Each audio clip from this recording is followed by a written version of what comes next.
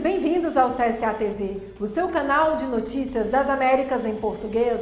Seguem agora os nossos destaques. No Brasil, onda de renúncias e crise institucional faz Bolsonaro realizar reforma ministerial e os 3 comandantes das Forças Armadas entregaram os seus cargos. A CSA realizou o primeiro encontro continental da juventude trabalhadora. A OIT lançará uma campanha para visibilizar os direitos das trabalhadoras domésticas.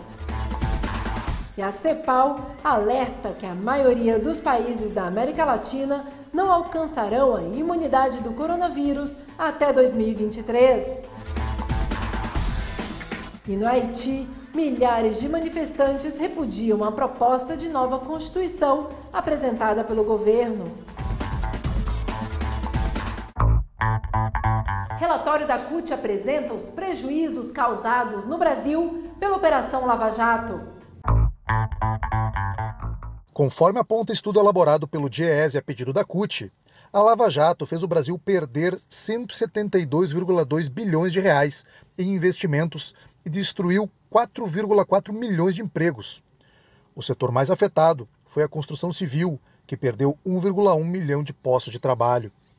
A destruição no mercado de trabalho foi tão extensa que atingiu até categorias de setores fora das cadeias produtivas mais atingidas, como construção civil e petróleo, como é o caso da educação privada, com 106,5 mil vagas de emprego perdidas.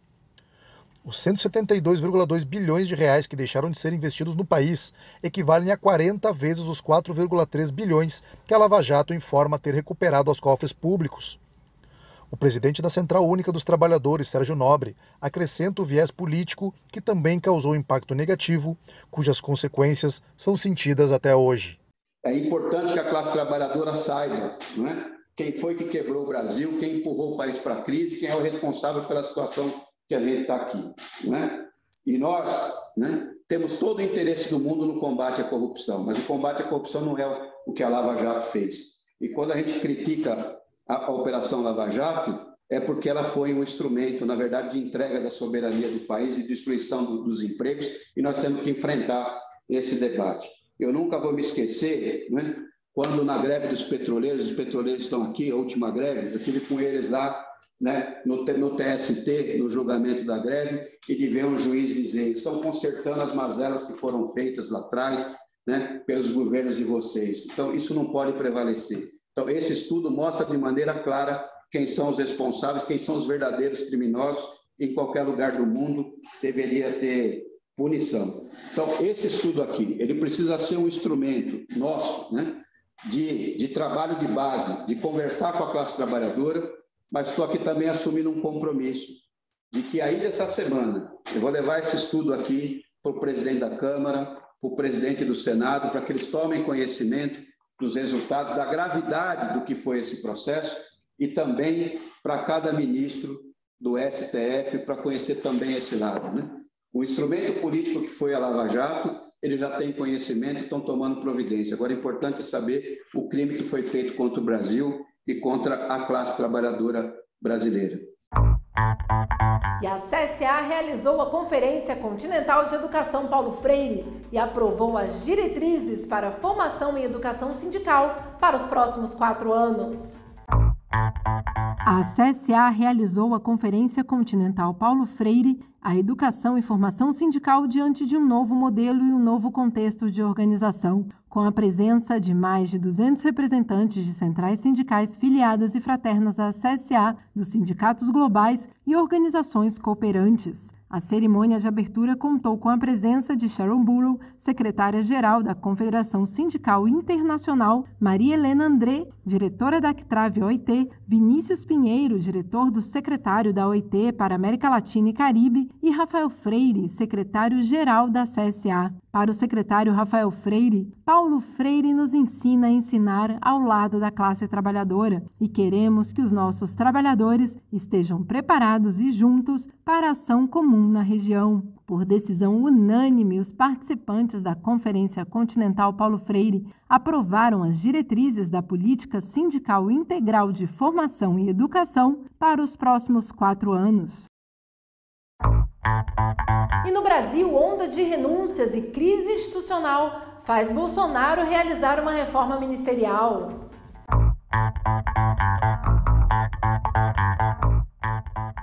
O governo de Jair Bolsonaro sofreu abalos sísmicos após a queda do ministro das Relações Exteriores, Ernesto Araújo.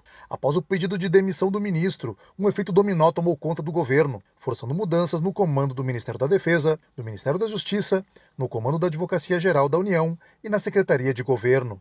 Na terça-feira, a crise se aprofundou quando os 3 comandantes das Forças Armadas brasileiras renunciaram aos seus cargos. É a primeira vez na democracia que ocorre algo desta magnitude. Analistas interpretam o gesto como o início do desembarque das Forças Armadas do apoio ao governo de Jair Bolsonaro. A CEPAL alerta que a maioria dos países da América Latina não alcançarão imunidade do coronavírus até 2023. A maioria dos países da América Latina e do Caribe conquistará a imunidade contra o coronavírus somente em 2023, admite Alicia Bárcena, secretária executiva da Comissão Econômica para a América Latina e o Caribe, a CEPAL, durante uma das sessões de diálogo da Fundação União Europeia Latino-América e Caribe. É preciso reconhecer que a América Latina e o Caribe não alcançarão a imunidade de rebanho em 2021, diz Bárcena a respeito do almejado percentual entre 60% e 70% da população vacinada necessária para desenvolver a imunidade que poderia deter o avanço da pandemia. Encontramos assimetrias no acesso às vacinas e há 3 velocidades de vacinação. No ritmo atual, apenas 4 países da região poderão alcançar a imunidade em 2021. Outros 7 o farão em 2022 e a maioria em 2023, afirmou Bárcena. Segundo a CEPAL, até o dia 16 de março, a América Latina tinha apenas 7,6% das doses aplicadas no mundo. E a pandemia de coronavírus ameaça os investimentos em saneamento básico na América Latina. A pandemia de Covid-19, com seus impactos políticos e sociais, coloca em risco investimentos nos países da América Latina e Caribe para garantir o acesso universal da água e do saneamento, um dos temas que mais preocupa a região nas últimas décadas. Assim afirmou em entrevista o hidrólogo regional do Programa Hidrológico Internacional do Escritório de Ciências da Unesco para a América Latina e o Caribe, Miguel Doria, quem enfatizou que nas últimas décadas a prioridade tem sido o acesso à água, mas que cada vez mais se objetiva também a qualidade. E aqui diria que estamos em uma fase de transição. Aqui diria que estamos em uma fase de transição, no sentido de que lições foram aprendidas. Lições, e em alguns modelos se considera que isso faz parte do desenvolvimento econômico e cultural normal. Assim, gostamos de olhar com otimismo, ainda que seja necessário um esforço no sentido da mudança do paradigma cultural. E faltam também investimentos, obviamente, no que se refere à infraestrutura. Desse modo, Miguel Doria apontou que há uma falta de investimentos por parte de todos, já que falta aprender informações sobre a água, sobre como as atividades individuais ou comunitárias afetam aos recursos hídricos e também que é preciso investir em conhecimento e pesquisa, identificar êxitos passados e adaptá-los ao século XXI. E a OIT lançará uma campanha para visibilizar os direitos das trabalhadoras domésticas.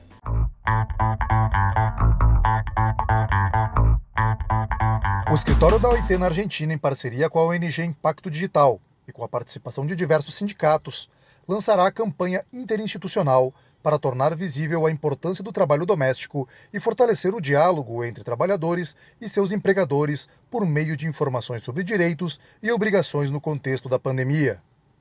O alto índice de informalidade, as poucas interações que os trabalhadores mantêm com outras pessoas do setor no desempenho de suas tarefas, na privacidade de suas casas, a maior exposição desses trabalhadores à propagação do vírus e o aumento do risco de perder o emprego devido ao impacto da crise nos rendimentos dos seus empregadores são algumas das causas desta situação.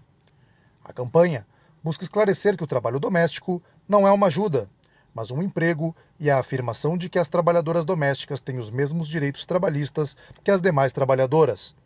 Esses avanços dependem do comprometimento dos governos, assim como dos parlamentos nacionais e regionais. Em um momento histórico para o movimento sindical internacional, a CSA realizou o primeiro encontro continental da juventude trabalhadora. O último final de semana foi um marco histórico para a Confederação Sindical dos Trabalhadores das Américas, a CSA, pela realização do primeiro encontro continental da juventude trabalhadora. O evento, que aconteceu nos dias 26 e 27 de março, contou com a presença de milhares de jovens representantes de confederações sindicais, afiliadas e fraternas da CSA, sindicatos globais e organizações aliadas e outras organizações de jovens do continente. Os jovens reunidos sob o lema Presente que Mobiliza o Futuro conversaram com lideranças políticas da região, como Dilma Rousseff e Pepe Mujica. O evento também contou com atrações artísticas e um debate profundo e enriquecedor entre a juventude trabalhadora do continente. Rafael Freire, secretário da CSA, destacou que é agora que devemos contar com a participação da juventude nos sindicatos. Em meu mandato, se sou elegido a hora de 20 a 23 de abril, a juventude será uma prioridade. Não, é uma prioridade. Podem me cobrar durante todos os dias dos próximos 4 anos, porque dizia Jordânia que o critério da verdade é a prática e não é o discurso. E nas nossas organizações, a juventude é a nossa prioridade. Jordânia Urenha Loura, secretária mais jovem da história da CSA, destacou que os jovens trabalhadores precisam ser ouvidos e precisamos dar um lugar aos jovens. Hoje estamos fazendo história. Presente que moviliza el futuro, quedó bastante claro que somos el presente, que accionamos en el presente y trabajamos para la construcción de un mejor futuro. La juventud para la CSA es una prioridad y lo hemos visto y desde CSA se ha demostrado, hay una cadena coherente de discurso y práctica que él también lo señalaba.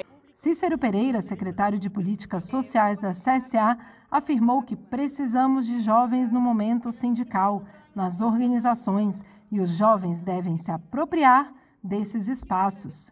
Nós hemos pronunciado contra toda a forma de repressão, de criminalização, de ação coletiva e de manifestação social.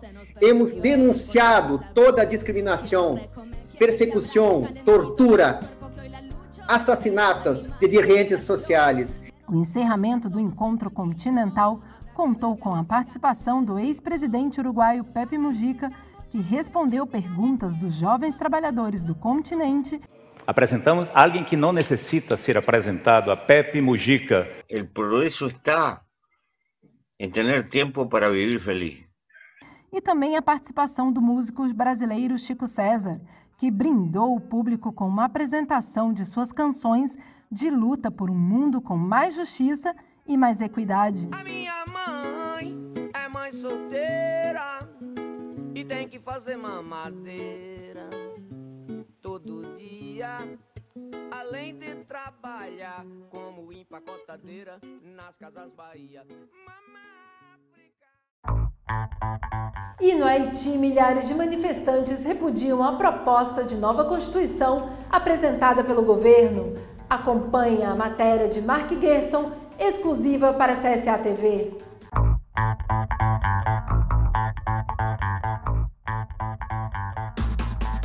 S'il n'a connu beaucoup de pertes en vies humaines, Haïti n'est pas toutefois sorti indemne de la pandémie de coronavirus. La crise sanitaire est en passe d'aggraver la crise socio-économique pour avoir provoqué des pertes d'emplois dans le secteur du textile et des travailleurs domestiques. En attendant les conclusions de l'enquête de la Confédération des travailleurs haïtiens sur la question, la présidente de cette structure, Marie-Louise Lebrun, estime que les constats sont alarmants. Parce que nous-mêmes, si nous disons 2085, dans le syndicat, nous avons défendu le droit, mesdames, pour nous faire connaître eux-mêmes que nous avons des droits, nous avons des valeurs, tout. Parce que là, regardez en Haïti, comment mesdames, nous presque disons violence persiste là. C'est mesdames toujours plus victimes dans le cas de kidnapping. C'est femmes, jeunes filles, qui sont plus victimes.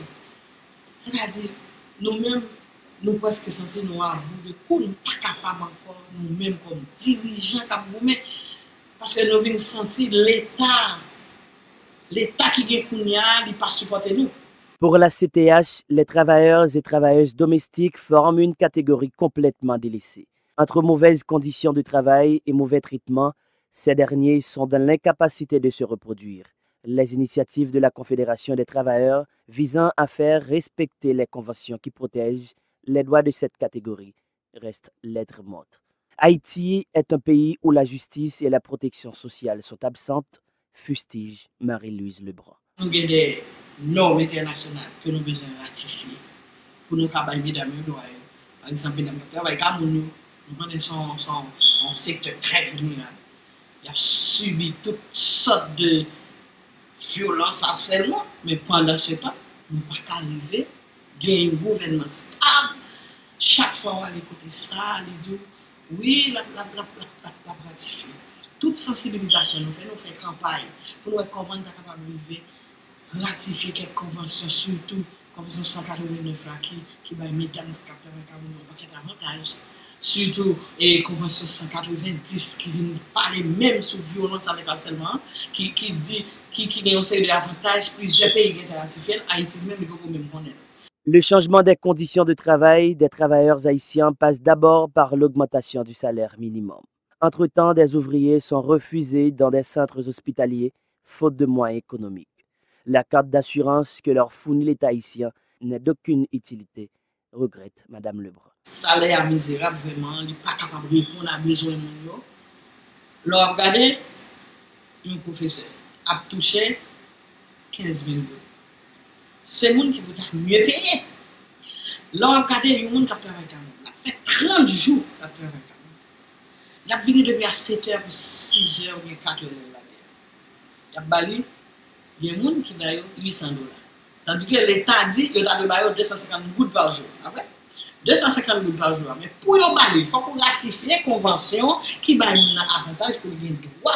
Qu'on a une fois qu'on a convention ça ratifiée. Moi, je vais aller de pour 250 gouttes là, mais pas trop. La Confédération des travailleurs haïtiens assimile la condition ouvrière en Haïti à celle des animaux sauvages. Misère, chômage, doublé de l'insécurité et du kidnapping, la crise haïtienne touche particulièrement les femmes dans le secteur des travailleurs haïtiens. Marie-Louise Lebrun dénonce la politique néolibérale du président de facto Jovenel Moïse, qui n'a rien fait pour améliorer la situation des ouvriers haïtiens. E em São Paulo, a polícia fiscaliza festas clandestinas.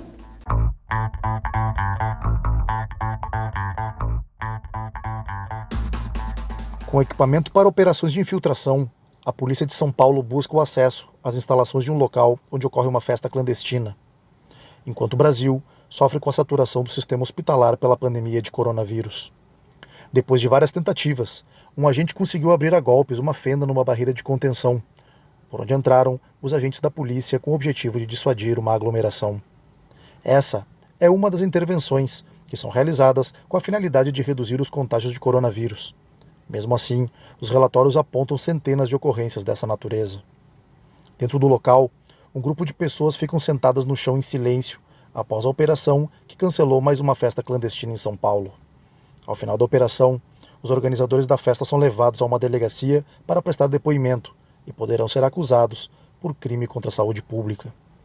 No Brasil, a pandemia já causou aproximadamente 330 mil mortes e mais de 13 milhões de infectados. Neste momento, São Paulo e outras cidades do Brasil enfrentam a pior fase, com recordes consecutivos de contágios e de mortes. A média atual no Brasil é de 2.400 falecimentos por dia. O descaso do governo Bolsonaro, somado à falta de empatia e de consciência de uma parcela da população, faz com que o Brasil seja o país que contabiliza mais mortes no mundo em decorrência da pandemia de Covid-19. E no México, uma mulher de El Salvador foi morta pela polícia, levando milhares de mulheres mexicanas às ruas.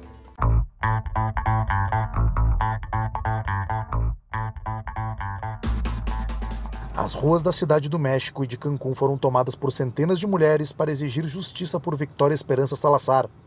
A salvadorenha foi morta nas mãos de policiais no município de Tulum.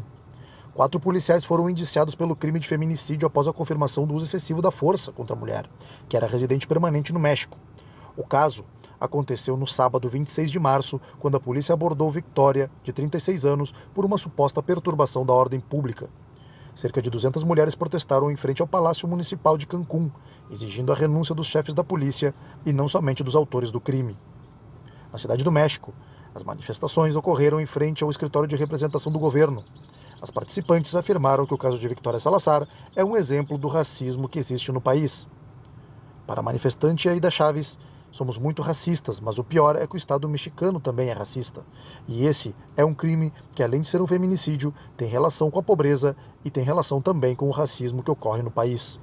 O secretário de Segurança Pública, Lúcio Hernandes, anunciou que o chefe da polícia do município de Tulum, Nesker Vicêncio, foi destituído do cargo. Em imagens compartilhadas nas redes sociais, é possível observar como um dos 4 agentes coloca o seu joelho no pescoço da vítima, que se manteve imobilizada diante de outros agentes e de cidadãos que testemunharam a detenção e a morte de Victoria. E no Peru, as eleições são organizadas em meio à pandemia de Covid-19.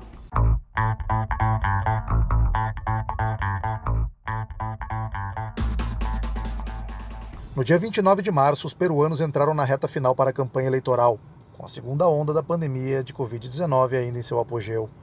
Nas últimas semanas, o Peru tem alcançado altos números de contágios, aumentando a ocupação de leitos hospitalares.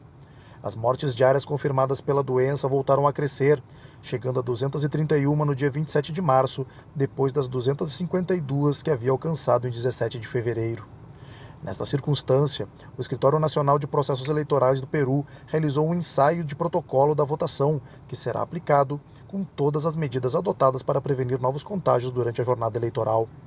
O ensaio foi realizado em um espaço aberto apropriado como centro de votações situado na Vila Esportiva Nacional Videna, uma das sedes dos Jogos Pan-Americanos de Lima de 2019.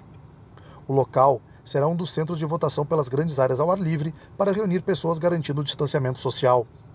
Para evitar aglomerações, o horário dos centros de votação será ampliado. Será das 7 da manhã até as 8 horas da noite. Da mesma forma, o fluxo de eleitores será controlado ao longo de toda a jornada. Para votar, será necessário o uso de máscara, manter o distanciamento social e, de preferência, levar a sua própria caneta de tinta azul. Estão convocados para as urnas nas eleições do dia 11 de abril mais de 25 milhões de peruanos que irão eleger o presidente e os 2 vice-presidentes para o período de 2021 a 2026, além de renovar os 130 representantes do Congresso e os 5 representantes do Parlamento Andino. E o presidente da Argentina, Alberto Fernandes, declarou que a dívida da Argentina com o FMI é impagável. Essa e outras notícias no próximo bloco. O presidente da Argentina, Alberto Fernandes, declarou que a dívida do país com o FMI é impagável nas condições em que foi pactuada. Segundo ele, isso exigirá uma renegociação para alterar alguns termos de negociação. A Organização Internacional do Trabalho recomendou ao governo da Colômbia o esforço para encontrar uma saída para os trabalhadores da empresa Avianca, que foram demitidos em decorrência do impacto econômico gerado pela pandemia de coronavírus. Sindicatos de trabalhadores portuários do Uruguai alertam a perda de postos de trabalho causada pela mudança da concessão de operações do Porto de Montevidéu. E no Chile, os trabalhadores da feira da capital de Santiago sentem os impactos provocados pela pandemia.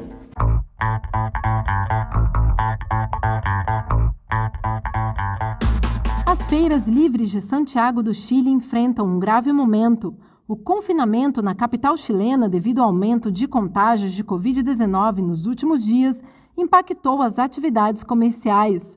As feiras e mercados tiveram que fechar em razão da aglomeração e o impacto foi ainda maior por ter ocorrido no fim de semana, quando há mais movimento para os estabelecimentos. Os fins de semana são como os dias mais importantes na feira, na verdade, quando as pessoas vão com a família para comprar e ver o que todos necessitam. Assim, nos afeta um pouco que haja paralisação no sábado e domingo, que são dias essenciais. Os feirantes vivem da renda das vendas realizadas durante o dia e seguem mantendo o esforço pela entrada em um sistema onde esse trabalho não tem garantia. A feira é um sustento que se faz no dia a dia, porque não temos ajuda de ninguém, nem sempre pedimos o registro.